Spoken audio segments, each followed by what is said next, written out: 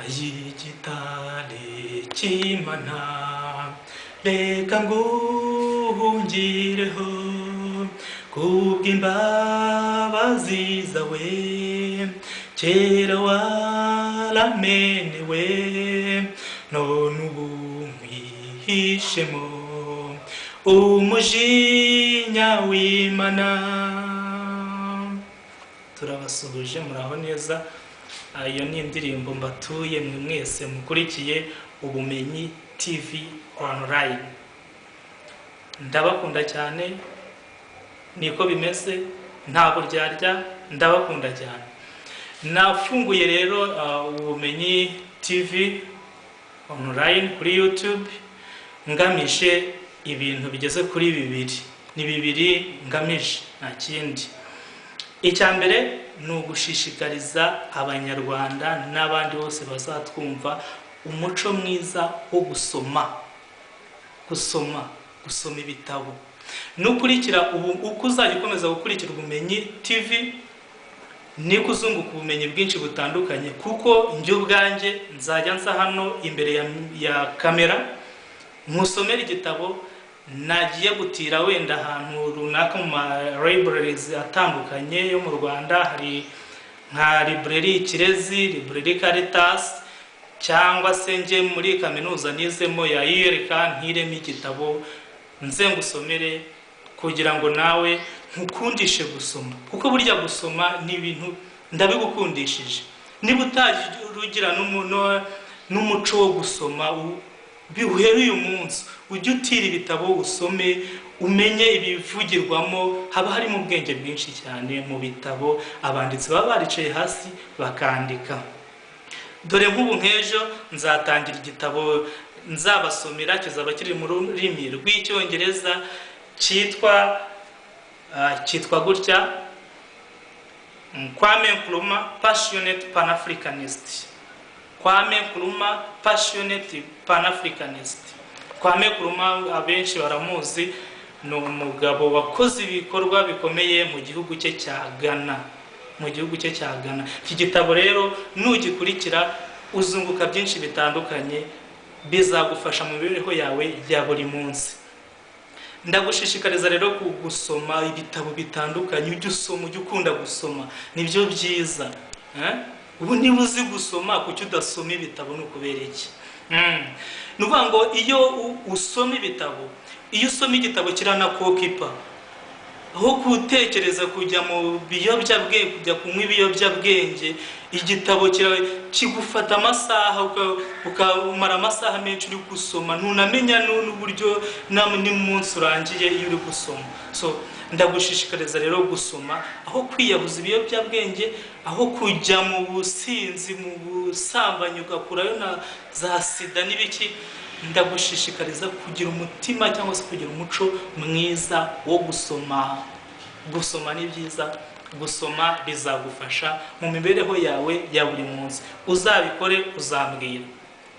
Hano rero ni ku Bumenyi TV online, ni televiziyo idaharanira inyungu, byo bita televiziyo sans but lucratif. Nuvuga ni televiziyo idaharanira inyungu. Nje nitwa Nzayisenga Cyprien, Ngororero Rususa Kabagari. Amashuri abanza Groupe Scolaire Saint Jerome Rususa, aho niho nayatangiriye. Nyasoreza kuri Groupe Scolaire Masaka Kigese, aho bita ku Rugarika, mu murenge wa Rugarika ni Kamonyi. Tronkome nayikomereje muri Muhanga Kibangu, Collège La Fraternité Dondiza. Option comptabilité Groupe Scolaire Ibuka muri Ngororero Kabaya. Université Gisozi Gasabo, Université Libre de Kigali. Ayo niyo mashuri nize. Na ndabashishikariza rero umuco mwiza wo gusoma ni byiza, ujye ubikunda, ujye unabikundisha n'abandi. Birazwi rero yuko muri iyi minsi turi guhangana n'icyorezo coronavirus, icyo COVID-19. Kuba naranafunguye Ubumenyi TV ntabwo ari uko mpaze nanjye coronavirus ingaruka zayo zangezeho, ariko ndavuga nti muri iyi coronavirus mu biki byo bibazo byose duhura nabyo, ibyo bibazo byose tubona, kuki ntashishikariza abantu umuco mwiza wo gusoma? Niba uzi gusoma jya usoma. Ikindi rero, ubwo uretse kugusomera iby'abanditsi banditse, nawe ujye wisomera ibyawe. Unkurikire, gukurikira Ubumenyi TV ni ukwiteganyiriza, ni uguteganyiriza ejo hawe hazaza. Niba utazi no gusoma, jya uha igitabo, jya utirira umwana wawe igitabo agusomere ibyanditswe. So iki gitabo rero mubona hano, Kwame Nkrumah Passionate Pan-Africanist,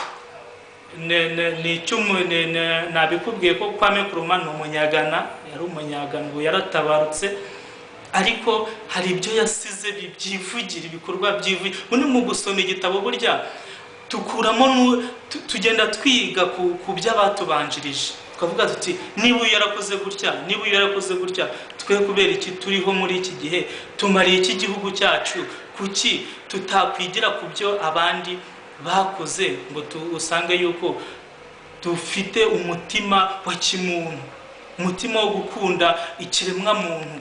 Kubera iki tutagira umutima wo gukunda ikiremwa muntu niba ibyo dusoma dusanga yuko abatubanjirije mbere yacu bagiye bagira umuco mwiza wo gukunda ikiremwa muntu, ntabone umuntu agira akarengane.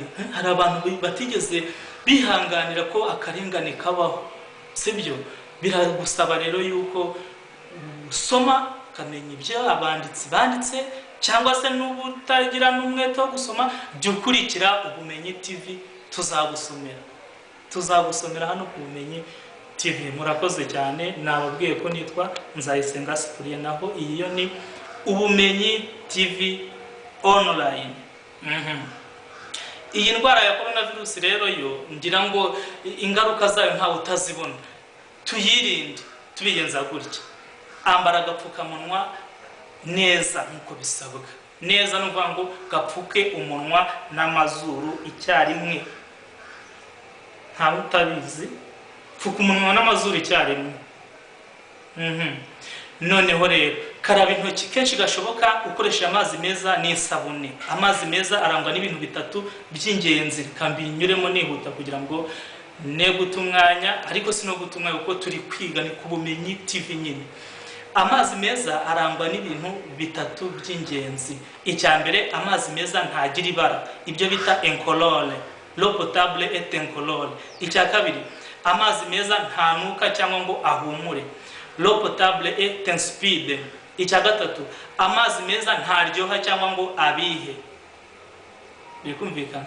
Amazi meza ntaryoha cyangwa ngo abihe, nibyo bita insipide. Nibyo insipide mu Gifaransa. Sangu, ntago yanyoye ntagomba kubiha cyangwa ntagomba kuryoha. Icyo ni icya mbere. Icya kabiri, amazi meza ntagira ibara, ngo ubone amazi asa n'umweru cyangwa n'iki, nta baragira burya amazi meza. Icya gatatu, nta baragira incolore, nta nuka cyangwa ngo ahumure, inodore, sans odeur. Okay, murakoze.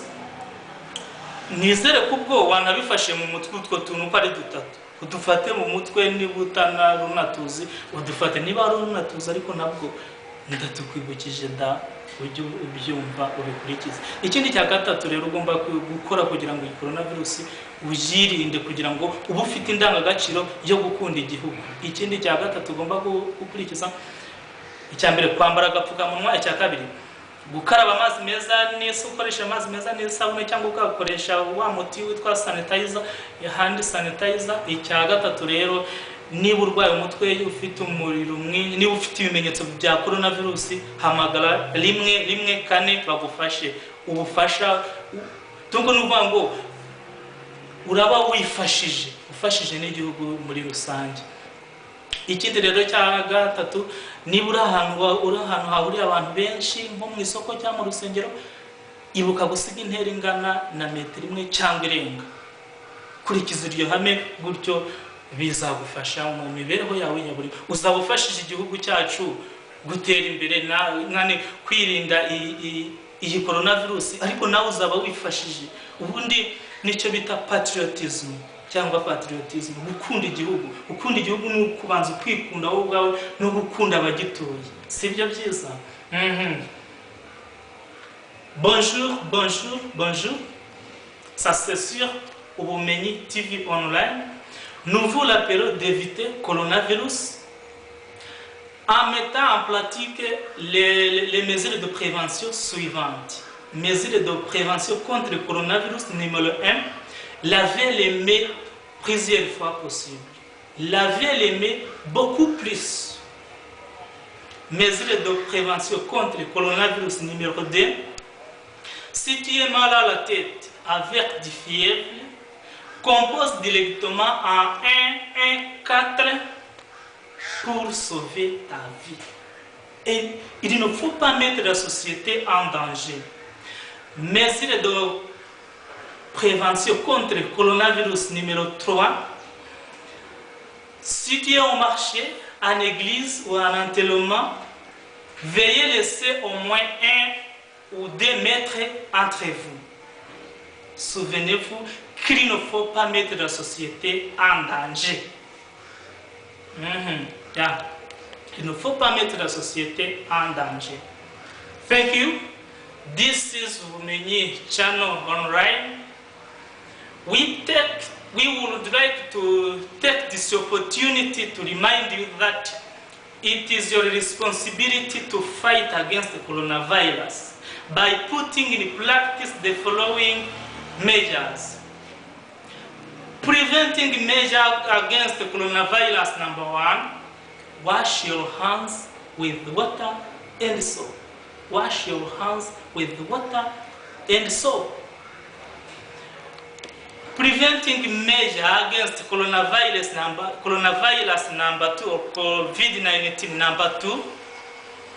Whenever you are in the crowd of people, whenever you are, the market, church, and everywhere else, please, we beg you to have an interval which is between 1 or 2 meters between you and your brothers and sisters. When you are to the market, to church, please respect this preventing measure of coronavirus by using your intellectual. Please have an interval which is between 1 or 2 meters between you and your brothers and sisters.